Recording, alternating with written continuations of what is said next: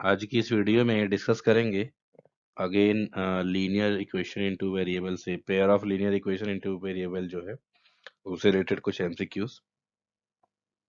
But आज का जो क्वेश्चन है इसमें आप देखो तो कुछ डिफरेंट जो लॉजिक है वो यूज करना है।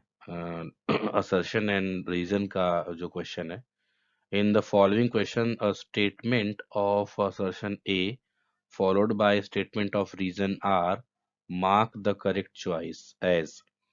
सो अगर मान लीजिए कि ए मीन्स असर्शन ए राइट है, ट्रू है, एंड रीजन आर भी ट्रू है और प्रॉपर एक्सप्लेनेशन कर रहा है ए का, तो हमको मार्क क्या करना है, A, right.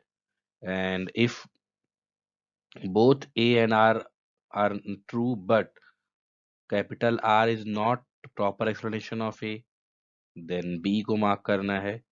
Next, assertion A is true but R is false, so C को मार्क करना है। and when A is false, R is true, then D को मार्क करना है। अब जो है क्वेश्चन पे आते हैं, question number 1। assertion A, a linear equation 3x plus 5y equal to 2 has unique solution। इन्होंने बोला कि 3x plus 5y equal to 2 has unique solution। Basically आपको ये समझना है और मैं एक्सप्लेन भी कर देता हूँ। सपोज करो कि pair of linear equation, let's say 3x plus 5y equal to 2 and 2x plus 6y equal to 3। तो ये पेयर ऑफ लीनियर इक्वेशन है, राइट। अगर इसको सॉल्व करेंगे तो x की एक वैल्यू आती है, y की एक वैल्यू आती है, तो दो वैल्यू आती है ना, x की एक वैल्यू, y की एक वैल्यू। बट जब पेयर ऑफ लीनियर इक्वेशन नहीं होता, सिर्फ एक ही लीनियर इक्वेशन होता है। ये बहुत इंपॉर्टेंट है, ध्यान से देखो। जब एक ही लीनियर इक्वेशन होता है तो ऐसे केस में अनलिमिटेड और इनफाइनाइटली मेनी सॉल्यूशन हो जाते हैं, मतलब अनगिनत सॉल्यूशन हो जाते हैं। अब देखो इसमें जैसे 3x plus 5y equal to 2 है, तो मैं अगर x की वैल्यू यहाँ पर लेट्स से x की वैल्यू 2 रख देता हूँ, तो ये 6 हो जाएगा। सो 6 गोज टू -4, तो y की वैल्यू कितनी हो जाएगी इसमें, -4/5, राइट। x की वैल्यू अगर 1 रख दूं तो ये कितना हो जाएगा, -1/5, है ना। x की वैल्यू अगर मैं 3 रख दूं तो y की वैल्यू कितना हो जाएगा, y की वैल्यू यहाँ पर हो जाएगा 3 3 जा 9, सो 2 -7/9, है ना। सो y इक्वल टू -7/9, सो -7/9। सो आप देखते जा रहे हो कि एक ही इक्वेशन के कितने सारे सॉल्यूशन आ रहे हैं। सो बेसिकली इसको बोलते हैं इनफाइनाइटली मेनी सॉल्यूशन। तो जब ए एक्स प्लस बी वाई एक ही लीनियर इक्वेशन होगा, सो एक लीनियर इक्वेशन के इनफाइनाइटली मेनी सॉल्यूशन होते हैं। तो यहाँ पर एक्चुअल में ए जो है ट्रू नहीं है ना, A is not true. Next, R, a linear equation in two variable has infinitely many solution, yes, ये ट्रू है। तो अब आप समझो कि इसमें कौन सा राइट हो गया, A is not true means A is false and R is true, है ना। So A is false, R is true, D हो गया, D is the right। अब यहाँ पर देखो कंफ्यूजन ये भी है कि D को थर्ड पे रखा है मैंने, है ना, तो यहाँ पे third one is the right option, है ना। सो D आंसर है, इसलिए थर्ड वन राइट ऑप्शन होगा। A is false, है ना, एंड R is true। ऐसी क्वेश्चन नंबर 2 में देखो क्या है, रीजन और असर्शन है। So if x equal to, यहाँ पर देखो, if x equal to 2 and y equal to 1 is a solution of equation this, then the value of k is। तो चेक कर लेते हैं। सो 2 इंटू 2, एक्स की वैल्यू 2 रख देंगे, प्लस 3 इंटू 1, सो 4 प्लस 3 कितना हो जाएगा, 7, है ना। तो यस, के की वैल्यू 7 आ रही है। यहाँ पे इक्वल टू के होते जाएगा ना, इक्वल टू के, इक्वल टू के। तो ये तो ट्रू है। The solution of the line will satisfy the equation of line. The solution of line will satisfy the equation of line. तो आई थिंक ये जो है दोनों ट्रू है। देखो, the solution of line will satisfy the equation of line. So ये दोनों true है, तो कौन सा ऑप्शन हो जाएगा? C is the right option, है ना? तो थर्ड वन ही हो जाएगा, C is the right option. A and नहीं नहीं, सी कैसे होगा? बोथ आर ट्रू ना, बोथ आर ट्रू। यहाँ देखो, बोथ ए एंड, यहाँ पे देखो A and R is true and R is correct explanation of, yes, A इसमें राइट ऑप्शन होगा, है ना? बोथ ए एंड आर ट्रू and the reason R is the correct explanation of assertion A. So solution of the line will satisfy the equation of line. Yes, so A is the correct answer. Next assertion: if x equal to 2k minus 1, y equal to k is the solution of this, then value of k is 10. Check करते हैं। So 3x minus 5y minus 7 equal to 0. So x की value कितना रख देना है? 2k minus 1 and plus 5 k हो जाएगा y की value minus 7 equal to 0. So 6k minus 3 plus 5k minus 7 equal to 0. So 11k और ये हो जाएगा minus 10 equal to 0. So k equal to कितना हो जाएगा?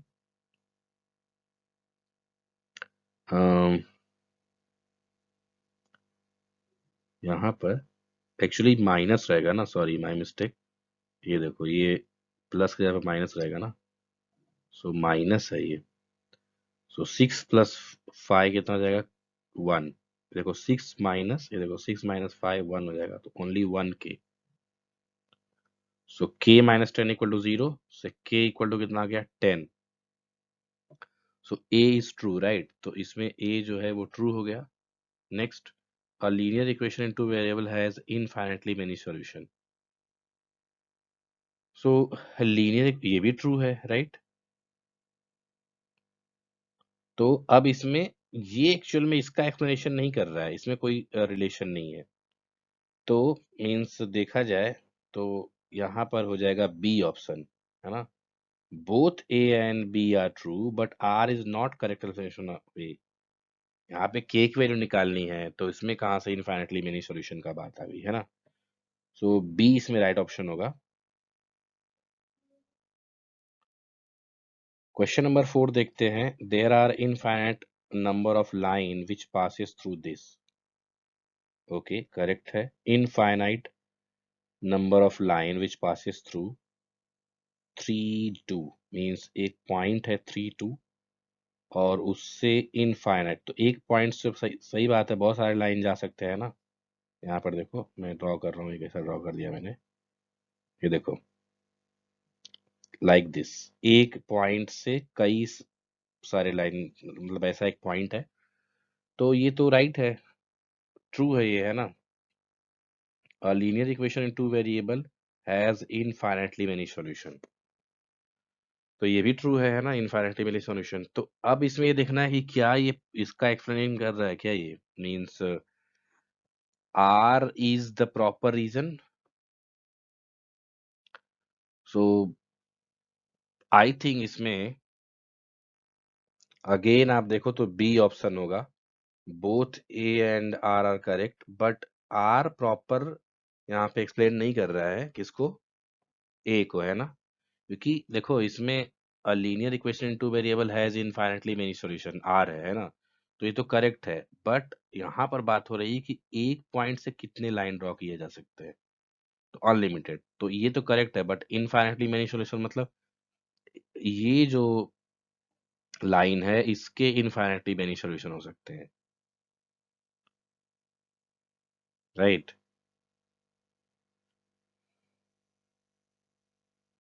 नेक्स्ट क्वेश्चन नंबर 5 देखते हैं। इफ मीन्स यहाँ पर देखो वैल्यू दिया है x equal to 3 and y equal to 2 is a solution of 2x plus 3y equal to 12। एक बार चेक कर लेते हैं पहले, राइट है क्या? So 2x means 3 plus 3 into y means 2। Check करते हैं कितना हो जाएगा, 6 प्लस 6 यस 12, तो ये ट्रू हो गया, right. Then x equal to 4 y equal to 2। So इसमें चेक करते हैं x equal to 4 y equal to 2, ये भी ट्रू है, राइट। तो अब इसमें बोल रहे हैं कि कौन सा राइट होगा इसमें, तो बेसिकली अगर देखा जाए तो दोनों राइट है ना, लेकिन इसमें जो है कोई रिलेशन नहीं है, तो B is the right option. कि दोनों राइट तो हैं बट आर कोई प्रॉपर एक्सप्लेन नहीं कर रहा है उसको, किसको, ए को, तो इसमें कौन सा राइट हो जाएगा, B is the correct option. इसमें देखो बी यहाँ पे है, fourth one. So fourth fourth option and B correct answer होगा, है ना। तो ऐसे क्वेश्चंस को आपको बहुत ध्यान से एग्जाम में करना है, क्योंकि देखो यहाँ पे फर्स्ट ऑप्शन पे मैंने ए लिखा है, राइट, सेकंड पे डी है, थर्ड पे सी है एंड फोर्थ पे बी है। तो ऐसे केस में कंफ्यूज नहीं होना है कि चलो फर्स्ट ए है, सेकंड बी है, थर्ड सी है, फोर्थ डी। तो ये भी ध्यान देना है कि ऑप्शन में भी जो है सीक्वेंस एग्जाम में जो है चेंज कर दिया जाता है ऐसे क्वेश्चंस में। तो आपको क्या करना है कि सबसे पहले देखना है ध्यान से कि ए किधर है, बी किधर है, सी किधर है, डी किधर है ना। तो उस हिसाब से इसको मार्क करना है। तो ये मैंने 5 क्वेश्चंस लिए थे असर्शंस एंड रीजनिंग से लेकर, रीजन पे लेकर, तो बहुत इंपॉर्टेंट है, इसको आप एक बार रिवाइज करना। क्वेश्चन नंबर 6 देखते हैं। अ लीनियर इक्वेशन दिस हैज, ये तो बहुत इजी है, कितना होगा, इनफाइनाइट सॉल्यूशन, है ना। क्योंकि ये मैंने अभी बताया था 6x minus 12 y equal to 0। X की वैल्यू अगर आप 1 लो तो वाई की वैल्यू कितनी हो जाएगी, सो वाई इक्वल टू हो जाएगा माइनस, ये हो जाएगा 1/2। एक्स की वैल्यू 2 लो तो वाई की वैल्यू कितनी हो जाएगी, 1, है ना। फिर एक्स की वैल्यू 3, देन वाई की वैल्यू कितना हो जाएगा, देखो एक्स की वैल्यू 3 तो 18 minus 12 y equal to 0। So minus 12 y equal to minus 18। So y equal to कितना हो जाएगा, 18/12। सो कितना हो जाएगा ये वाई की वैल्यू, 3/2 हो जाएगा, है ना। देखो ऐसे चलते जाएगा। सो बेसिकली ये जो है इन ऐसे क्वेश्चंस जो है इनफाइनाइटली मैंने सॉल्यूशन देते हैं, इनफाइनाइट सॉल्यूशन। तो third option is the right answer. The graph of linear equation cut the y axis at. इसको देखो इस टाइप के जो क्वेश्चंस होते हैं इसको आपको ऐसे समझना है कि लेट्स से यहाँ पे क्वेश्चन क्या है, 6x minus 2y equal to 8। सो अगर y पे जो कट कर रहा है, y ये y है एक्सिस, तो यहाँ पर ध्यान दो y एक्सिस पे क्या जीरो हो जाता है, y एक्सिस पे x इक्वल टू 0 होता है। यहाँ पे 0 रख दो, x की वैल्यू 0 रखो, -2y इक्वल टू 8। बहुत इजी ये कॉन्सेप्ट रहेगा। सो -2y इक्वल टू कितना हो जाएगा, 8, है ना। तो y इक्वल टू कितना हो जाएगा, -4। ये -2 यहाँ पे डिवीजन हो जाएगा। सो y इक्वल टू -4, तो 0 - 4 इज द राइट आंसर, है ना। 0 - 4, A is the correct answer, sorry first one is the correct answer. If the slope of two lines are negative reciprocal to each other, the lines are, तो ये बहुत important याद रखना। अगर मान लो first slope है m1 किसी line का, सेकंड स्लोप है m2 सेकंड लाइन का, अगर ये दो लाइन है, अगर ये परपेंडिकुलर है, लेट्स से ये L1 है, ये L2 है, अगर ये परपेंडिकुलर हैं तो याद रखना कि इनमें रिलेशन क्या होता है, m1 इक्वल टू -1/m2 है ना। मीन्स रेसिप्रोकल भी होता है, नेगेटिव भी होता है, तो परपेंडिकुलर का होता है ना 90 डिग्री। तो ये ध्यान देना है, परपेंडिकुलर और 90 डिग्री जो लाइंस बनाते हैं एंगल, तो उनके जो रिलेशन होते हैं स्लोप का वो होता है negative and reciprocal. Question number 9 में देखो, if the slope of the two lines are equal, so if slope of the two lines are equal then the line will be parallel. If L1 L2 they are parallel then M1 equal to M2, दोनों का slope क्या होगा, same होगा। तो parallel is the correct option, means B जो है इसमें correct option होगा। Okay, the line passing through y equal to m x, देखो इस टाइप का जो लाइन होता है y equal to m x, वो ओरिजिन से पास करता है ना। This y equal to m x, इस टाइप का जो लाइन होता है वो ओरिजिन से पास करता है। ओके, सो इसमें कौन सा ऑप्शन राइट होगा, positive slope and lies in second and fourth, positive slope lies in first and third, positive slope negative slope.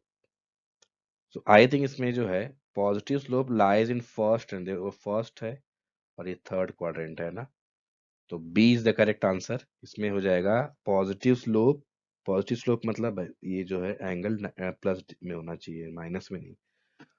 So basically B is the correct answer.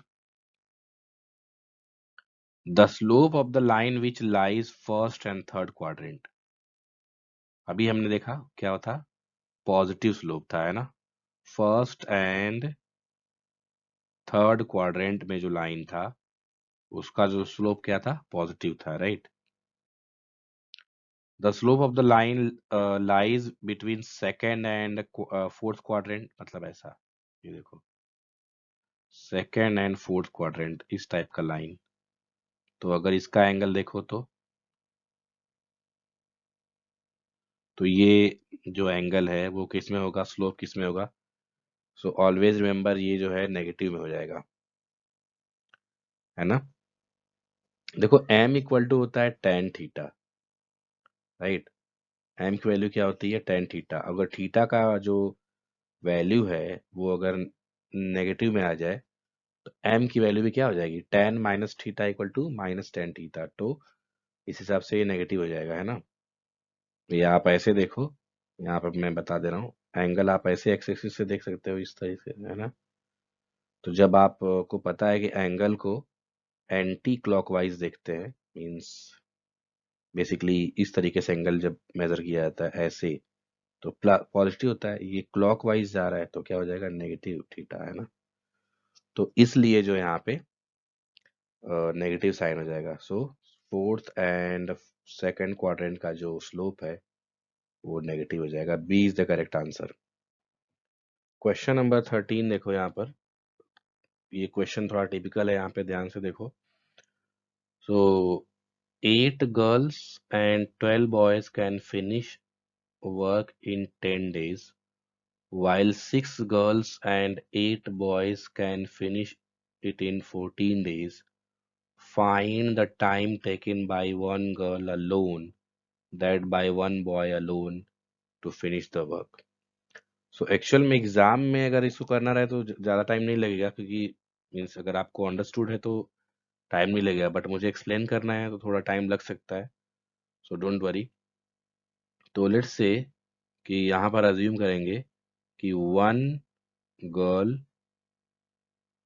One day में, sorry one day नहीं, one girl, ऐसे assume करेंगे, one girl will take X days to finish the work, है ना, to finish the work. And similarly one boy will take Y days to finish the work, हमने suppose कर लिया, है ना। अब आप ध्यान दो कि अकॉर्डिंग टू द कंडीशन, अगर एक लड़की एक्स डे ले रही है उस काम को फिनिश करने में, सो वन डे में कितना काम फिनिश होगा, so the girl girl will finish, ध्यान से देखो, one upon x work in one day, है ना। सिंपल सी बात है ना। अगर आप लेट से एक बुक, ऐसे समझो, एक बुक 10 दिन में पढ़ रहे हो, एक दिन में कितना पढ़ोगे, 1/10 बुक, है ना, सिंपल है। अब सिमिलरली बॉय का जो है कितना हो जाएगा, 1/y work in one day. तो अब इक्वेशन देखो कैसे बनाएंगे, अब 1 डे का जो है, यहाँ पर देखो 1 डे, लेफ्ट हैंड साइड में 1 डे को ध्यान रखना है, और फिनिश्ड वर्क 1 दिन में, और राइट हैंड साइड में भी कितना होगा, 1 डे और फिनिश्ड वर्क। तो ऐसे ध्यान दो कि 1 डे में फिनिश्ड वर्क कितना हो गया, 8 गर्ल और 12 बॉयज के द्वारा। तो अगर एक गर्ल के द्वारा 1/x है तो 8 गर्ल्स का हो जाएगा 8/x, प्लस 12 बॉयज का हो जाएगा 12/y। अब यहाँ पर ध्यान दो, 1 डे को भी देखना है, वर्क को भी देखना है। तो लेट्स से पूरा वर्क कितने दिन में हो रहा है, 10 डेज में, है ना। टोटल वर्क 10 डेज में हो रहा है ना। बट 1 डे में कितना होगा, यहाँ पर 1 डे में हो रहा है वर्क का जो कैलकुलेशन है 1 डे में। सो 1 डे में हो जाएगा 1/10, है ना। वर्क को देखो, है ना, यहाँ पे वर्क। सो 1 वर्क 10 डेज में।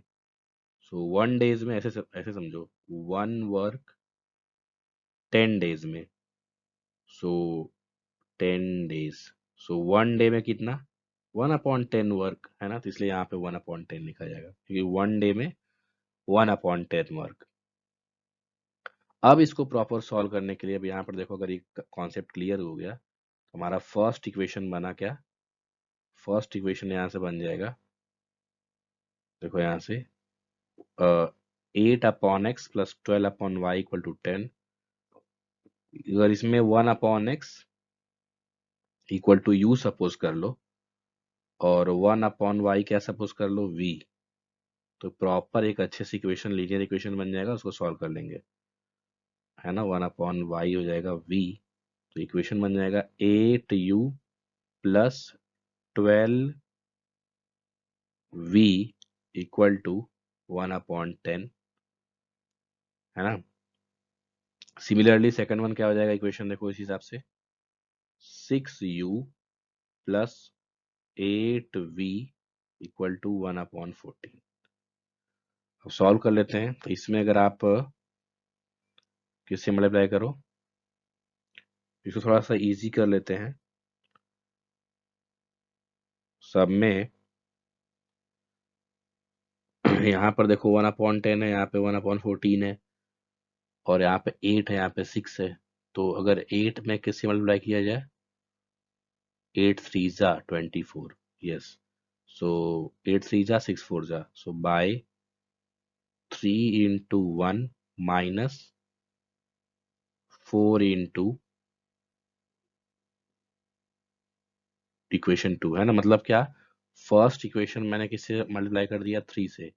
सेकेंड इक्वेशन में किससे मल्टीप्लाई कर दिया, 4 से। अब माइनस कर दिया, तो 24u plus 36v equal to 3/10, और यहाँ पे कितना हो जाएगा, 24u plus 32v equal to 4/14। Minus कर देते हैं, तो कितना हो जाएगा, ये कैंसिल, ये हो जाएगा 4v, है ना। 4v इक्वल टू, अब इसको सॉल्व करते हैं, 3/10 माइनस 4/14 कितना होगा, 42 माइनस 40, 140, राइट। तो 2/140 आया, है ना। सो v इक्वल टू 1 हो जाएगा 280। तो अब ऐसे ध्यान दो, अगर v की वैल्यू आया 1/280, सो अब v इक्वल टू है 1/y। सो y की वैल्यू कितना हो जाएगा, 280। सो देखो y की वैल्यू आ गई 280। अब इसको किसी भी इक्वेशन में रख दो तो x की वैल्यू आ जाएगी, है ना। तो यहाँ पे v की वैल्यू 1/280, यहाँ पर देखो कौन सी इक्वेशन में रखते हैं, चलो लेट्स से फर्स्ट इक्वेशन में ही रख देते हैं, यहाँ पर सॉल्व कर लेते हैं। So 8 into U plus 12/280, 12/280 equal to 1/10। So 8u equal to हो जाएगा 1 माइनस 12/280। सो कितना हो जाएगा ये, ये हो जाएगा 268 अपॉन 280 टू 8 कर देंगे, है ना, अपॉन में u की वैल्यू अगर निकालना है। नेक्स्ट स्टेप में कर देता हूँ मैं। तो अब इसमें ध्यान दो, ज़्यादा लेंदी हमको नहीं करना है एग्जाम में, ये तो एक्सप्लेन करने के लिए सब मैं इतना सब ये कर रहा हूँ। अब इसको सॉल्व कर लेते हैं। देखो u की वैल्यू कितनी आ जाएगी। सो 8u इक्वल टू हो गया, देखो 268 अपॉन 280। सो u की वैल्यू कितनी हो जाएगी, 268 अपॉन 280 इंटू 8। 8 से इसको देखते हैं कट रहा है कि नहीं। 8 8 3 जा 8 2 जा 16, 8 3 जा 24, राइट। 8 6 जा, यस। अब और देखो कैंसिल होता है क्या ये। So u equal to 6 upon 280, 36 upon, तो यहाँ पे x इक्वल टू कितना हो जाएगा, 280। अब उल्टा हो जाएगा इसका, 280 अपॉन 36। अब इसको जल्दी से इजी कर लो। 280 और 36 किससे कैंसिल होगा, 280 और 36 देखो।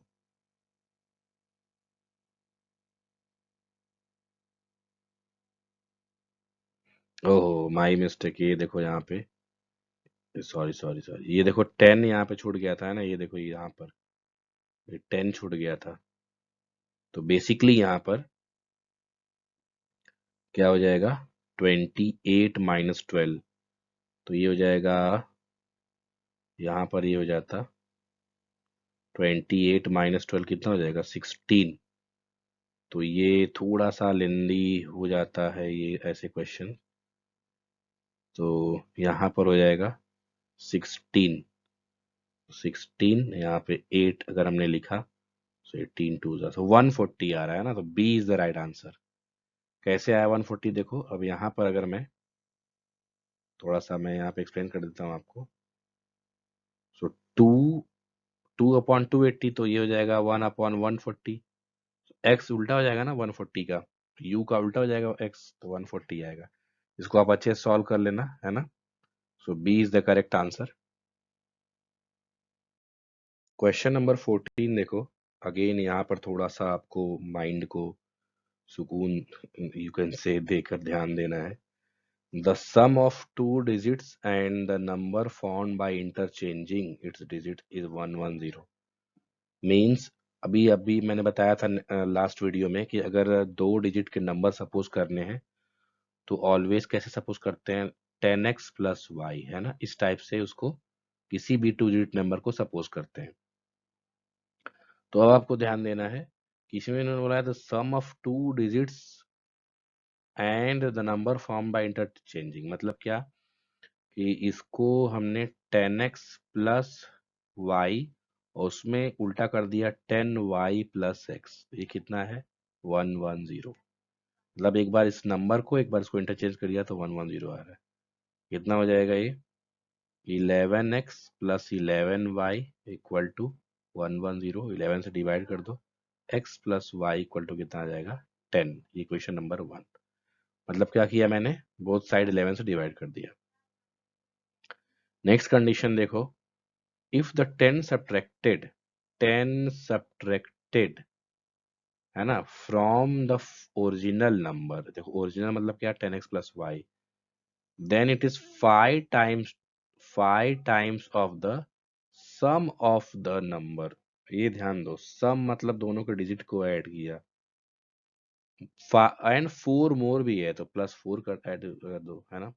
फिर से देखो, यहाँ पर इन्होंने बोला है कि if 10 is subtracted from the original number then it is 5 times to the summation of the number and 4 more, है ना। तो ऐसे 4 more than 5 times, तो 4 more than 5 times, है ना। तो इस तरीके से इक्वेशन बनाते हैं। तो इसको सॉल्व कर लेंगे। तो अब यहाँ पर देखो ये कितना हो जाएगा, 10x plus Y minus 10 equal to 5x plus 5y plus 4। So ये इधर आएगा तो कितना हो जाएगा, 10x माइनस 5x एंड ये हो जाएगा y minus 5y equal to 14 हो जाएगा, -10 गोज टू +10, तो 5x minus 4y equal to 14। अब इक्वेशन नंबर 1 और 2 को सॉल्व कर लेंगे। तो इसमें 5x डिवाइड कर देते हैं, मल्टीप्लाई कर देते हैं इक्वेशन नंबर 1 में। सो 5x plus 5y equal to 50 हो जाएगा, और यहाँ पे है 5x minus 4y equal to 14, minus कर देते हैं दोनों को, ये कैंसिल हो जाएगा। 9y इक्वल टू ये कितना हो जाएगा 36, y इक्वल टू 4। x की वैल्यू देखते हैं कितना होता है। Since x plus Y equal to 10 आया है, तो if y equal to 4 then x equal to 6। तो ओरिजिनल नंबर क्या हो जाएगा, देखो 10x प्लस वाई है ना original number, 10x plus Y, तो रखते हैं इसमें 10 into 6 plus 4, so will be 64। So 64 means C is the right option है ना। तो 64 एक ऐसा नंबर है जिसमें ये कंडीशन फॉलो होगा, आप चेक करके देख सकते हो, है ना। क्वेश्चन नंबर 15 में देखो, यहाँ पे गिवन है 5 years ago was A was thrice old as B, and 10 years later A shall be twice as old as B. What is the present age of A, है ना। So let us say that कि यहाँ पर A की age है X present age, और B की present X है Y। सो यहाँ पर देखो X minus 5 is equal to 3 of y minus 5, है ना, इक्वेशन नंबर 1। इसको सॉल्व कर लेते हैं पहले। x minus 5 equal to 3y minus 15, so x minus 3y equal to हो जाएगा -10, ये इधर जाएगा तो -10 हो जाएगा, -15 प्लस 5 -10, तो ये इक्वेशन हो गया। Then 10 years later means x plus 10 equal to twice of y plus 10। Solve कर लेते हैं, तो x plus 10 equal to 2y plus 20, so x minus 2y equal to 20 minus 10, so that is x minus 2y equal to 10। तो यहाँ पर आप देखो दोनों को अगर माइनस कर दो इक्वेशन 1 एंड 2 को, so x minus 3y equal to -10 और x minus 2y equal to 10, दोनों को माइनस कर दो, तो ये हो जाएगा यहाँ पर देखो माइनस प्लस माइनस, ये कैंसिल हो जाएगा, यहाँ आएगा -y और यहाँ आ जाएगा -20, सो y की वैल्यू कितनी आ गई +20, और किसी भी इक्वेशन में रख दो तो x की वैल्यू आ जाएगी। लेट्स से इसमें रख देते हैं x minus 2y equal to 10, so x minus 2 into 20 equal to 10, so x equal to 10 plus 40, so means x की वैल्यू कितनी आ गई 50। सो a की प्रेजेंट एज पूछा है इन्होंने, तो 50 हो जाएगा, है ना, b is the right option. Okay, तो इस तरीके से b इसका आंसर राइट हो जाएगा। ओके।